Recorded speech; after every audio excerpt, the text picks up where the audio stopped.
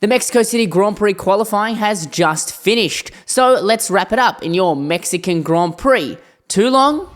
Didn't race. Q1, we saw Mexico's thin air cause a few troubles for grip, but the real story of Q1 was Isaac Hadjar, who was absolutely flying, setting a fastest time 3,000th over Hamilton and 1.5 tenths over George Russell. Verstappen was way down in 9th, which is uncharacteristic for him. Antonelli was just able to squeeze through to Q2, finishing in 15th in Q1. Out in Q1 was Bortoleto, Albon, Gasly, Stroll, and Colapinto. Onto Q2, and things got a little dicey for our championship leader. On his final lap, he was 1 second behind the leader and in the elimination zone. With no time left, he needed a final lap that would put him up into the top 10, and he did, putting him 7th and pushing him to Q3. We also saw Verstappen find a bit more pace in Q2, only 3.5 tenths behind Norris in P1, but still lots of work to do. Out in Q2 was Tsunoda, Ocon, Hulkenberg, Alonso, and Lawson. Q3 is where things got really interesting.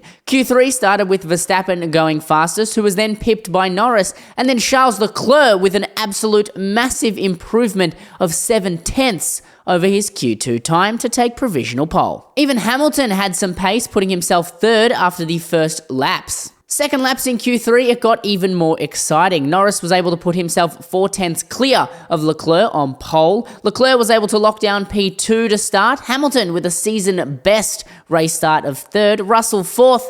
And Verstappen in 5th. Sainz put himself 7th, but unfortunately he does have a 5 grid place penalty from last week, and the championship leader will start in 7th instead. Race pace will be interesting to see from Norris, especially because they haven't updated their engine cooling like the other teams have to account for the Mexico heat. I'll see you tomorrow, but that's all for your Mexico City qualifying. Too long? Didn't race.